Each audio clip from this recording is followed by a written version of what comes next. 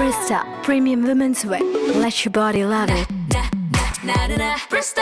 Mister gold கடலை எண்ணெய் தான் வாங்குறேன். ஏன் தெரியுமா? சாதாரண ஆயிலை விட சமையல் டேஸ்டாவும் இருக்கும், ஹெல்தியாவும் இருக்கும். ஐஸ்வர்யா கருத்தரித்தல் மையங்களில் ஜனவரி 30 முதல் பிப்ரவரி 5 வரை இலவச ஆலோசனை சிகிச்சைகளில் சிறப்பு சலுகை.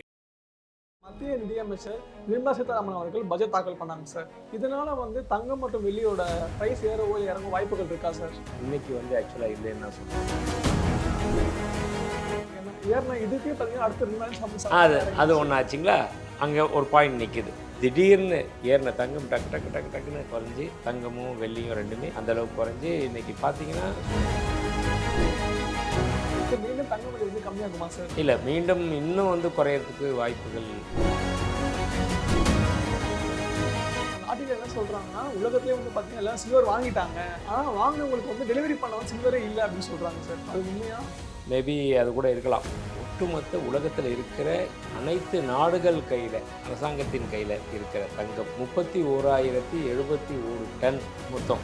நம்ம மக்கள்கிட்ட இந்தியாவில் மட்டும் இருக்கிற மக்கள்கிட்ட மட்டும் இருக்கிற தங்கமே 35,000 டன் இருக்குன்றாங்க. ஐபிசி தமிழ் நேயர்களுக்கு வணக்கம். இன்றைய மோடி பேசுவதற்கு தங்கம் மற்றும் வைர வியாபாரிகள் சங்க மாநில பொதுச் செயலாளர் கோல்டு சாந்தகுமார் அவரிடம் பேசலாம். வணக்கம் சார். வணக்கம். எப்படி சார் இருக்கீங்க? நல்லா இருக்கு முரளி. Good sir. இன்னைக்கு பார்த்தீங்கன்னா மத்திய நிதியமைச்சர் நிர்மலா சீதாராமன் அவர்கள் பட்ஜெட் தாக்கல் பண்ணாங்க சார். இதனால தங்கம் மற்றும் வெள்ளியோட பிரைஸ் ஏறவோ இறங்க வாய்ப்புகள் இருக்கா சார்? இன்னைக்கு ஆக்சுவலாக இல்லைன்னு தான் சொல்லணும். காரணம் என்னன்னா, இந்த பட்ஜெட்டில் தங்கம் வெள்ளி சார்ந்த விஷயங்கள் எதுவுமே நடக்கலை, அறிவிப்புகள் எதுவுமே வரல, அதனால் மாற்றமே இல்லை பட்ஜெட்டை பொறுத்த வரைக்கும். ஸோ ஒரு போன வாரம் எடுத்துக்கலாமே, சரியான பீக் சார். ஆக்சுவலாக அந்த கிராஃப் பார்த்தீங்கன்னா வரலாறு காணாத அளவு கிராஃப்னே சொல்லலாம் சார். 9,000 கிட்ட ஏறிச்சு இல்லையா? அதோட காரணம் என்ன சார்? அது என்னென்னா, இது நடந்துருமோ அப்படின்றத ஒரு பேனிக் வரும்ல, அந்த பேனிக் தான் முழுக்க எப்பயுமே ஒரு கொரோனா டைமில் பார்த்திங்கன்னா சில பொருட்களோட விலை ஏறிச்சு. எதனால அப்படின்னா, டிமாண்ட் ஆகிடுச்சு, கிடைக்காம போயிடுமோ, நமக்கு கிடைக்காம போயிடுமோ அப்படின்ட்டு அந்த மாதிரி தான் ஒரு சூழ்நிலையினால விலை ஏறிச்சு அப்படின்னு தான் நான் பார்க்குறேன். குறிப்பாக சொல்லப்போனால், நம்ம ஏற்கனவே பல்வேறு காரணங்கள் சொல்லியிருக்கோம். விலை எதனால் ஒவ்வொரு வாட்டியும் ஏறிக்கிட்டு இருக்கு, எந்த அறிவிப்பு, அமெரிக்க அதிபர் ட்ரம்ப் என்ன அறிவித்தார், எந்த நாட்டு மேலே டேக்ஸ் விதித்தார், இந்த மாதிரி ஒவ்வொன்றுமே வர தங்கத்தில் அதை பற்றி தாக்கம் இருந்துச்சு. கடைசியில் பார்த்தா ஃபெடரேஷன், அதாவது ஃபெடரல் ரிசர்வ் பேங்க், அமெரிக்காவுடைய பேங்க்கு, அந்த பேங்க்குடைய மீட்டிங் எப்போயுமே ஒரு 3 மாதத்துக்கு ஒரு தடவை நடக்கும். நடந்துட்டு நாட்டில் இன்ஃப்ளேஷன், விலைவாசி உயர்வுலாம் இருக்குது அப்படின்னா அதை கட்டுப்படுத்துறதுக்காக வைப்பு நிதிக்கான வட்டி விகிதத்தை குறைப்பாங்க. அது 2025 2 முறை அது மாதிரி நடந்துச்சு, குறைச்சாங்க.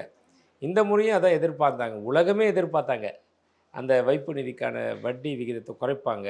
அப்படி ஒரு கால் குறைக்கும் பட்சத்தில் என்ன ஆகும்னா, எல்லாருமே இந்த எஃப்டி போட்டிருக்காங்கல்ல, இவங்கெல்லாம் இந்த பணத்தை எடுத்து கோல்டில் இன்வெஸ்ட் பண்ணுவாங்க.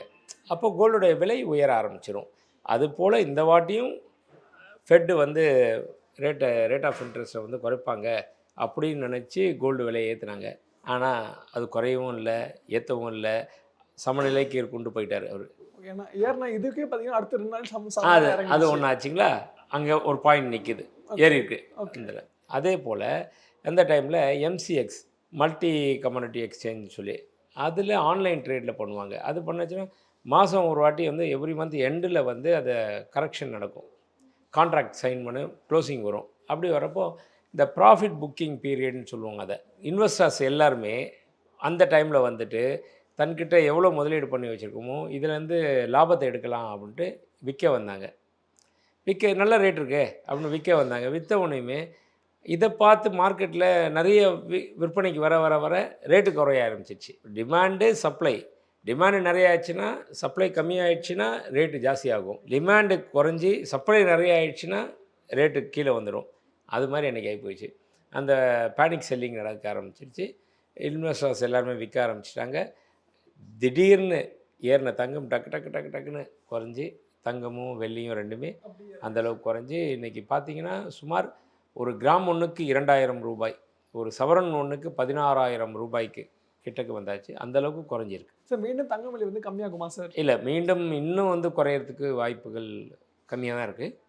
ஏதாவது ஒரு விஷயம் எதிர்பார்த்தோம், இந்த பட்ஜெட் எதிர்பார்த்தோம், நாங்கள் எல்லாமே பட்ஜெட்டில் இம்போர்ட் டியூட்டியை எதிர்பார்த்தோம் சார். ஆமாம் இம்போர்ட் டியூட்டியை எடுப்பாங்க அப்படின்னு ரொம்ப ஒரு நினச்சோம். பட் அதில் எந்த விதமான செய்திகளும் வரல. அதனால் இதையொட்டி வரக்கூடிய விலைவாசி குறைவுன்றது இல்லை. அங்கே ட்ரேடிங்கில் நடக்கிற விஷயங்கள் சில டைம் குறைஞ்ச நாள் குறையலாம். அது கூட வந்து மிகப்பெரிய அளவில் விழாது. ஏன்னா இதுவே வந்து ஒரு அப்ஸ் அண்ட் டவுன்ஸ் டக்குன்னு போயிட்டு வந்துருச்சு. இதுக்கப்புறம் தன்னுடைய நிதானமான போக்கை கடைப்பிடிச்சி கொஞ்சம் கொஞ்சமாக விலை ஏற ஆரம்பிக்கும் அப்படின்னு தான் நாங்கள் நினைக்கிறோம். சார் நீங்கள் லாஸ்ட் டைம் வந்து சொல்லியிருந்தீங்க இம்போர்ட் டியூட்டி போட்டாங்கன்னு. லாஸ்ட் டைம் வந்து இம்போர்ட் டியூட்டி எவ்வளோ சார் இருந்துச்சு? இப்போ எவ்வளோ சார் நீங்கள் எக்ஸ்பெக்ட் பண்ணீங்க? இல்லை இம்போர்ட் டியூட்டி வந்து 6% இப்போ இருக்குது. அதுக்கு முன்னாடி வந்து 50% இருந்துச்சு சொன்னாங்க, அது உண்மையா சார்? அதுக்கு முன்னாடி பார்த்திங்கன்னா 15% இருந்தது. போன பட்ஜெட்டில் தான் அதை 9% குறைத்து 6% ஆக்குனாங்க. ஆனால் அதுக்கு முன்னாடி ஒரு 8 வருஷத்துக்கு 10 வருஷத்துக்கு முன்னாடிலாம் பார்த்திங்கன்னா இம்போர்ட் டியூட்டி 1% இருந்துச்சு. அதுக்காக தான் நாங்கள் இந்த வாட்டி கேட்டோம், அந்த 1% ஆக்குங்க, 5% குறைங்க அப்படின்னு சொல்லிட்டு. பட்டு கவர்மெண்ட்டை பொறுத்த வரைக்கும் எல்லாத்தையும் பார்ப்பாங்கல்ல, எல்லா விஷயத்தையும் அவங்க உற்று நோக்கணும். இந்த ஒரு விஷயத்துக்காக மட்டும் இல்லை. அதனால் இன்னொரு எப்படி நினச்சாங்களோ தெரில, ஒருவேளை இது குறைச்சா கூட அது பெரிய இம்பேக்டாக தெரியாது. திரும்பி ஒரு 10,000 ரூபா தன்னால் இன்டர்நேஷ்னல் மார்க்கெட்டில் ஒரு பிரச்சனை வந்து ஏறிச்சுன்னா இதனோட குறைச்சதுக்கு உண்டான பலனே கிடைக்காதுல்ல அப்படின்ற மாதிரி கூட நடக்கலாம். இப்போ எதுவுமே நடக்கலை, ஸ்டாண்டர்டாக ஒரு இருக்குது. இந்த ஃபிக்ஸட் இவ்வளோ தான், இந்த பொருளுக்கு 50,000 ரூபா ஃபிக்ஸ் பண்ணிட்டோம். அந்த மாதிரி இடத்துல ஒரு 15,000 ரூபா குறைச்சி 35,000 ரூபான்னா இது ஒரு ஆச்சரியம் இருக்கும், இம்பேக்ட் இருக்கும். 50, 60, 70, 80, 90, 100 போய் 135, அப்போ ஒரு 10 ரூபாயை குறைச்சி 125ன்னா பருத்தி மூட்டை குடோன்லேயே இருந்துக்கலாமேன்ற மாதிரி மேபி அது சொல்லலாம்ன்றதுக்காக. அது மாதிரி இம்பேக்ட் பெருசாக தெரியாதுன்றனால மத்திய அரசாங்கம் இது வந்து ஏதாவது செய்யாமல் இருந்திருக்கலாம். ஆனால் அது ஒரு விஷயம் எப்போ பண்ணாலும் அது ஒரு 7,000 ரூபா இன்றைக்கி இருக்க கணக்கில் 7,000 ரூபா 8,000 ரூபா ஒரு சவரனுக்கு குறையக்கூடிய வாய்ப்பு இருக்குது. பார்ப்போம், பொறுத்திருந்து பார்ப்போம். சார் நீங்கள் சொல்லியிருந்தீங்க பேனிக் செல்லிங் பண்ணியிருக்காங்க அப்படின்னு. பேனிக் செல்லிங் கோல்டில் பண்ணுறது ஓகே சார், சில்வர் ஏன் சார் பேனிக் செல்லிங் பண்ணுறாங்க? அதே மாதிரி எல்லாமே இன்வெஸ்டர்ஸ் தானே. இப்போயே பார்த்தீங்கன்னா இன்வெஸ்ட்மெண்ட் ஆங்கிளில் இன்வெஸ்ட் பண்ணுறவங்க எல்லாருமே கோல்டுலேயும் பண்ணுறாங்க, சில்வர்லேயும் பண்ணுறாங்க. இந்த மாதிரி மாற்றி மாற்றி பண்ணிக்கிட்டு இருக்காங்கல்ல. அதனால் ரெண்டுமே ஒன்றா தான், ஒரு சேர தான் நடக்கும். சார் இப்போ ஒரு ஆர்டிக்கல் நான் படித்தேன் சார், அது வந்து உண்மையாக பொய்யான்னு தெரியல, பட் நான் சொல்கிறேன். அந்த ஆர்டிக்கல் என்ன சொல்கிறாங்கன்னா, உலகத்துலேயே வந்து பார்த்தீங்கன்னா எல்லாம் சில்வர் வாங்கிட்டாங்க, ஆனால் வாங்கினவங்களுக்கு வந்து டெலிவரி பண்ண வந்து சில்வரே இல்லை அப்படின்னு சொல்கிறாங்க சார். அது உண்மையா? அது வந்து இந்த பேப்பர் சில்வர் சொல்கிறாங்கல்ல, இந்த ETF வெளியிடுறாங்க, அது சொல்கிறது பாதி உண்மை மாதிரி தான் இருக்குது. நானுமே அதை இது பண்ணியிருக்கேன், அனலைஸ் பண்ணேன், பார்த்ததில் ஆக்சுவலாக அந்த ETF வந்து எப்படி என்ன பண்ணுவாங்கன்னா, ஃபிசிக்கல் சில்வர் வாங்கிடணும். ஒரு 5 டன்னு 10 டன்னு சில்வர் வாங்கி வச்சுட்டாங்க. அதுக்கு ஈக்குவலாக தான் அவங்க வந்து அந்த ETF வந்து ரிலீஸ் பண்ணுவாங்க. அதிலிருந்து தான் ட்ரேடிங் நடக்கும். ஆனால் சில நிறுவனங்கள் என்ன பண்ணியிருக்கு, அதை கேள்விப்பட்டேன், அவங்க வந்து 10 மடங்கு 10 டைம்ஸு அந்த ETF எவ்வளோ ஃபிசிக்கல் பையிங் இருக்கோ, ஒரு 1000 டன்னு அப்படி இருக்குன்னா இவங்க 10,000 டன்னு வந்து ETF அதை விற்றுருக்கிறதா வந்தது. மேபி அது கூட இருக்கலாம். சார் இப்போ இந்த இதில் வந்து காப்பரோட ட்ரேட்மார்க் எப்படி இருந்தாலும் சார் இருக்கும்? காப்பர் வந்து இருக்குங்க, அது ஆன்லைன் ட்ரேடில் நடந்துகிட்ருக்கும். மற்றபடி லைவில் அவ்வளோ இருக்காது. பட்டு இன்வெஸ்டர் ஆங்கிளில் பெரிய பெரிய முதலீட்டாளர்கள் ஆன்லைனில் வாங்கி விற்கிறது வேறு விஷயம். இதை நம்பி இந்த மேனுவலாக வாங்குறாங்கள்ல, அந்த மாதிரி வாங்கி விற்கிறதுன்றது வந்து இப்போ தங்கத்தை வாங்கலாம், கடைகளில் விற்கலாம், வெள்ளியை வாங்கலாம், விற்கலாம். ஃபிசிக்கல் பையிங் சொல்லிட்டு காப்பரை வாங்கிட்டு யார்கிட்ட போய் விற்பீங்க? விற்ற கடைக்காரர் ரிட்டர்ன் எடுக்க மாட்டார். இது வந்து மற்ற எல்லா தொழிலுக்கும் இல்லாத ஒரு விஷயம் கோல்டுக்கு ஏன் இருக்குன்னா, நீங்கள் ஒரு கார் வாங்குறீங்க, ஒரு துணி வாங்குறீங்க, வேறு எந்த பொருள் வாங்குறீங்க, எலக்ட்ரானிக்ஸ் ஐட்டம்ஸ், எலக்ட்ரிக்கல் ஐட்டம் வாங்குறீங்க, வாங்கிட்டு ஒரு வாரம் யூஸ் பண்ணிவிட்டு நீங்கள் கொண்டு போய் ஐயா எனக்கு ஒரு 10% கழிச்சுட்டு எனக்கு பணத்தை கொடுன்னு கேளுங்க, தருவாங்களா? கண்டிப்பாக மாட்டாங்க, யாருமே தரமாட்டாங்க. இதே வந்து ஒரு ஜுவல்லரியில் வாங்கிட்டு ஒரு பொருளை வாங்கிட்டு எனக்கு கேஷ் கொடுத்துருங்க அப்படின்னு சொன்னால் கண்டிப்பாக தருவாங்க. அந்த ஒரு காரணம் தான் இன்றைக்கி கோல்டும் வெள்ளியும். அந்த மாதிரி காப்பர் வந்து இவங்க வாங்கிட்டாங்கன்னா யார்கிட்ட கொண்டு போய் திருப்பி கொடுப்பாங்க? விற்ற கடைக்காரர் எடுக்க மாட்டார் இல்லையா? இது வரைக்கும் அந்த மாதிரி காப்பர்லேயும் இல்லை. இது ஒன்லி ஆன்லைனில் பண்ணுறதுக்கு ஓகே, எதுவானதாக இருக்கும், ஷேர் மார்க்கெட் மாதிரி. பட் ஆனால் ஃபிசிக்கலாக வந்து சுத்தப்படாது. சார் இந்த பட்ஜெட் தாக்கலே வந்து பார்த்தீங்கன்னா இவி வெஹிக்கல்ஸ் இருக்குல்ல சார், அதாவது எலக்ட்ரிக் வெஹிக்கல்ஸ் வந்து ஊக்குவிக்கணும் அப்படின்னு சொல்கிறாங்க சார். நம்ம ஆல்ரெடி பேசியிருந்தோம் இந்த எலக்ட்ரிக் வெஹிக்கல்ஸ் அப்போ சோலாருக்குலாம் வந்து சில்வர் அதிகமாக தேவைப்படுது அப்படின்னு. மேபி ஊக்குவிக்கிறது மூலமாக சில்வர் அகைன் இந்தியாவில் ஏற வாய்ப்புகள் இருக்கா சார்? இல்லை, அவங்க தான் அங்கே வந்து மேனுஃபேக்சரிங்க்கு அந்த பேட்டரி மேனுஃபேக்சரிங்க்கு சில சலுகைகள் கொடுக்குறாங்க, அவ்வளோதான். அது அகெயின்னு இல்லை, சில்வருடைய ரேட்டு ரேலி இருக்க தான் செய்யும். அது உண்டான இதை இன்னும் அப்படியே போயிட்டு தான் இருக்கும். ஏன்னா இப்போ வந்து இந்த ஒரு ஃப்ளக்சுவேஷன் வந்தனால தான் ஒரு ஷார்ட் டேர்மில் இது பண்ணணுன்ட்டு இந்த அப்ஸ் அண்ட் டவுன்ஸ் வந்துச்சு.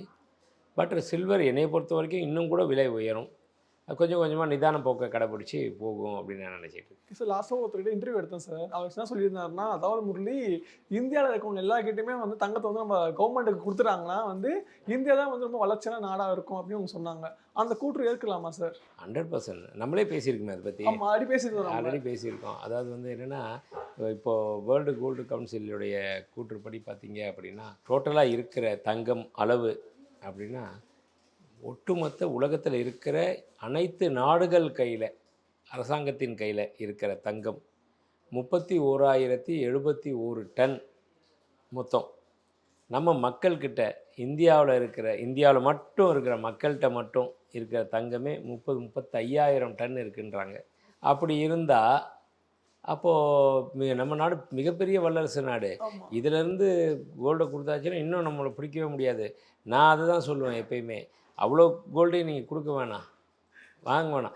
அதுலேருந்து வெறும் ஒரு 20 அல்லது 25% கொடுத்தாலே போதும் கவர்மெண்ட்டுனா சும்மா கொடுக்க வேணாம், காசுக்கு தான். அதை வந்து கவர்மெண்ட்டு ஒரு கவர்ச்சிகரமான அறிவிப்பு வெளியிடணும். எப்படின்னா, யாரையும் ஃபோர்ஸ் பண்ணி வாங்கக்கூடாது. அது சொன்னோடனே நம்ம மக்களும் வந்து பயந்துருவாங்க. ஐயோ என்னடா எல்லாத்தையும் கொடுக்க சொல்லிவிட்டு நாங்கள் என்ன பண்ணுறது, நாங்கள் கொஞ்சம் கொஞ்சமாக சேர்த்து வச்சேன். அந்த மாதிரி இருக்கவங்கள்ட்ட கேட்கவே கூடாது. யாரெல்லாம் நீங்கள் அன்னக்கவுண்டில் வச்சுருக்கீங்களோ, கணக்கில் வராமல் வச்சுருக்கீங்களோ, அந்த மாதிரி தங்கத்தை நீங்கள் கொடுங்க. அதை வந்து நாங்கள் வந்து அதுக்கு சில சலுகைகள் தரோம். அதை எப்படி வச்சுட்டு கேட்க மாட்டோம். நீங்கள் கொண்டு வந்து டெபாசிட் பண்ணுங்கள், நாங்கள் வாங்கிக்கிறோம். அதற்கு 6 அல்லது 8 வருடம் கழித்து நீங்கள் அதுக்குண்டான வேல்யூவில் வாங்கிக்கோங்க. இல்லை பொருளாக வேணாலும் பொருளாக நாங்கள் தரோம். கோல்டை உருக்கி பண்ணிடுவாங்க, நாங்கள் ரீசைக்கிள் பண்ணிப்போம், அப்புறம் தரோம். இதற்கு வட்டியும் தரோம். இப்படின்னு மற்றும் ஒரு அட்ராக்டிவ் அனௌன்ஸ்மெண்ட் கொடுத்துட்டாங்கன்னா 20% மினிமம் 20லேருந்து 25% வந்துடும். அப்படி 25% வந்துருச்சு அப்படின்னு சொன்னாலே நமக்கு வந்து ஒரு 9,000 டன் உள்ளே வந்துடும்.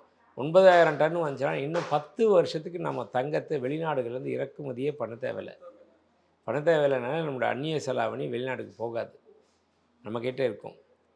உள்ளூர் சந்தையிலேயே இது வந்து மறுசுழற்சி முறையில் தங்கம் விற்றுக்கிட்டு இருக்கோம். அப்படின்னு பார்க்க போனால் தங்கத்துடைய விலைன்றதை காட்டி முன்னாடி என்ன ஆகும்னா, அதுக்கு முன்னாடி இந்திய ரூபாயுடைய மதிப்பு உயர்ந்துக்கிட்டே போகும். அப்படி உயர்ந்துட்டு போச்சுன்னா அமெரிக்க டாலருடைய மதிப்பு கீழே போகும். கீழே போச்சுன்னா ஆட்டோமேட்டிக் ரேட்டு குறையும், எல்லாமே குறைஞ்சிரும். அப்போ இது வளர்ச்சி பாதை. யாரெல்லாம் இன்ட்ரெஸ்ட் இருந்து கொடுக்குறாங்களோ கொடுக்கட்டும், மற்றபடி இந்த அட்ராக்டிவ் சலுகைக்காக கொடுக்குறவங்க கொடுக்கட்டும் அப்படின்னு போட்டாங்கனாலே போதும். அருமையான ஒரு திட்டம் அது. சரி, இப்போ டக்குனு சொல்லும்போது தோணுச்சு, நடக்குமான்னு தெரியல. இன்கேஸ் வந்து கவர்மெண்ட் எல்லா வீட்லேயுமே வந்து ஒரு வீட்டில் வந்து 20 கிலோ தங்கம் தான் இருக்கணும், இதுவே அதிகம் நீங்கள் தெரிஞ்சு 20 கிலோ தங்கம் தான் இருக்கணும், அதுக்கு மேலே இருக்கக்கூடாது அப்படி ரூல் போட வாய்ப்புகள் இருக்கா சார்? 20 கிலோ தங்கம் இல்லைங்க, நீங்கள் 20 கிலோன்றது ரொம்ப அதிகம். அவ்வளோலாம் இல்லை, 20 சவரன் அப்படி சொல்லுங்க. அல்ல, அந்த மாதிரிலாம் போட மாட்டாங்க கண்டிப்பாக. ஏன்னா அதை வந்து போட்டால் அவ்வளோதான், மக்கள் கொதிச்சு போயிடுவாங்க. ஏன்னா இல்லை, அதுலேயும் குறிப்பாக சொல்ல போனால் அந்த 35,000 டன் இருக்கு இல்லையா, அதில் 7,000 டன் தமிழ்நாட்டில் மட்டும் இருக்குது. முதல்ல பாதிக்கப்படுறது நம்ம ஆட்கள் தான், தமிழ்நாட்டில். ஆமாம், மொத்தம் 35,000 டன்னுன்னா அதில் ஒரு 20% நம்ம தமிழ்நாட்டில் இருக்குது, தமிழக மக்கள்கிட்ட இருக்குது. அது இன்றைக்கி நேற்றுக்கு சம்பாதிக்கல. இது வந்து ஆமாம் ஆன்சிஸ்டர் ப்ராப்பர்ட்டின்னு சொல்லுவோம்ல, அது மாதிரி அவங்க தாத்தா பாட்டுன்னு எத்தனையோ வீடுகளில் அதெல்லாம் வச்சுருக்காங்க.